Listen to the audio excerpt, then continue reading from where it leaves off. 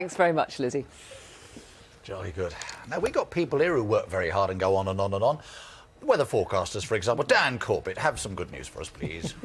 Yes, some good news for a change. We'll all be looking for the bucket and spade. And if you are planning the outdoor plans for the weekend, don't forget the old sun lotion. UV levels on the high side if you are going to be out and about. Good view to the outside in Newcastle. Through the afternoon, it's going to be quite warm, as we've seen over the past couple of days. Some decent sunny spells. A curl of cloud to the west is a weather system. That'll sit there, but it will give us a fairly swift flow of warm air across the British Isles that we've had over the past day or so, and will continue to as well. More cloud to parts of Northern Ireland. Scotland, maybe generating the odd shower here. Perhaps the odd one further south. But I think mainly it's just some cloud bubbling up. Here's how we look there for parts of Scotland. Into the afternoon, just notice 1 or 2 dots of blue here and there. The odd shower, but you say, well, there's not many. There aren't. For the most part, it's dry.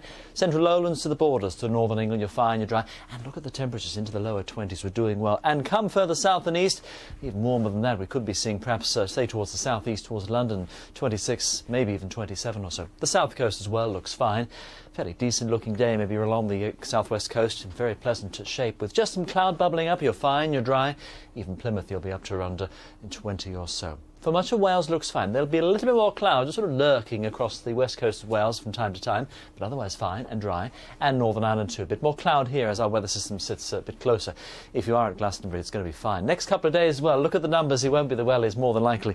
You want to bear in the old sun lotion. If you aren't going, of course, all the coverage on the BBC. Let's work through the night. Our weather system still sits out to the west. You can just make it out. This little area blue, a little finger of sorts. Elsewhere, some cloud. Another close night. One of the nights where the old fan keeps going in the bedroom with no lower than 15 or 16 to London. Elsewhere, 11, 12, 14, 15. A little bit of cloud. Maybe some mist here and there, particularly, say, western coast. Then we're into Saturday. Good, bright start to many areas, except our little wiggle of the weather front. Here he is, Northern Ireland. Western Scotland, more cloud. And elsewhere, the air is just that bit more unstable. So, into the afternoon, a few showers bubble up here and there, but a lot of us, some fine dry weather and warm. 26, 27, might even be the odd 28.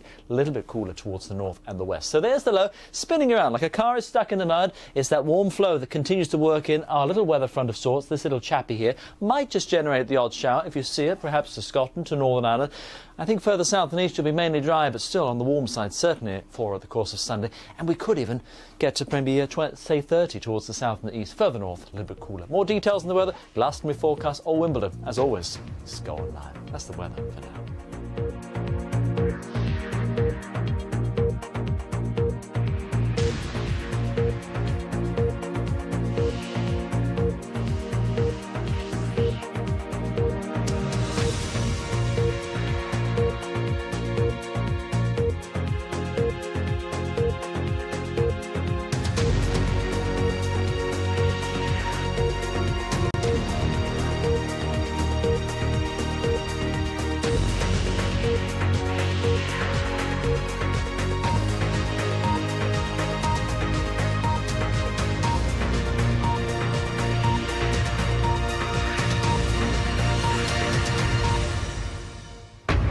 This is BBC News, the headlines at midday. A man's convicted of taking part in Britain's biggest jewellery robbery. A judge rules on the Chelsea barracks development that Prince Charles complained about. David Cameron arrives in Canada for the G8 and G20 summits and says they must become more than talking shops.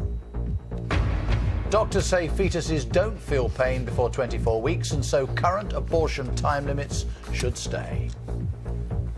Also coming up in the next hour, 2 days to go until England play Germany, and the goalkeeper's not scared.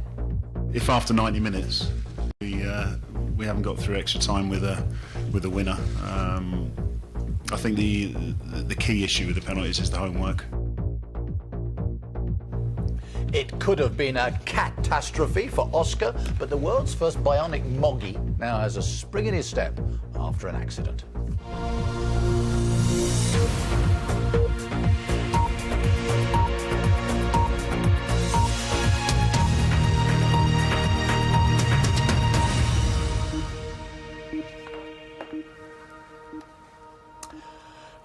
Good afternoon. A man has been found guilty of taking part in Britain's biggest jewellery robbery. Arman Kasai, who's 24, forced a young shop assistant at gunpoint to help steal gems worth £40 million at Graff Diamonds in Mayfair in central London last summer.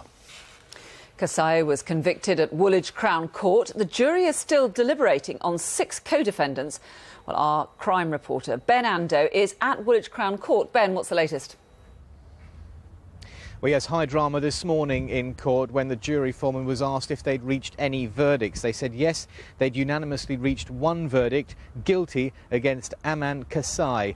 Guilty of conspiracy to rob Graff's Jewellers in New Bond Street on August the 6th last year, guilty of taking a woman shop worker hostage at gunpoint, and guilty of possession of a handgun that was used during the raid when 2 smartly dressed men walked calmly into the jewellers, then produced 2 handguns, threatened the staff at gunpoint and made off with diamonds, jewels, watches and bracelets worth £40 million. Kasai was acquitted of 1 count of possession of a shotgun, that gun being found in the back of a blue BMW Getaway that was later recovered by the police. Now, the jury is still considering the cases against 6 other defendants here at Woolwich Crown Court. Thank you very much indeed, Ben. A property developer who sued his Qatari partners over a planned redevelopment of the Chelsea Barracks site in London, very big site indeed, has won a partial victory at the High Court. The court ruled that the Qatari Dayar company, whose chairman is linked to the royal family of Qatar, was in breach of agreement when it pulled out of the project following a letter of complaint from the Prince of Wales about the site's design. Well, for more on this case, we can speak to our correspondent Greg Wood, who is at the High Court for us now. Greg. Nick, the judge, Mr Justice Voss, ruled that Qatari Diyar, the property development arm of the Qatari government, was in breach of contract when it withdrew a planning application for the Chelsea Barracks site after a personal intervention from the Prince of Wales. But the judge also ruled that Qatari Diyar had not breached its duty of good faith. He said it had found itself between a rock and a hard place.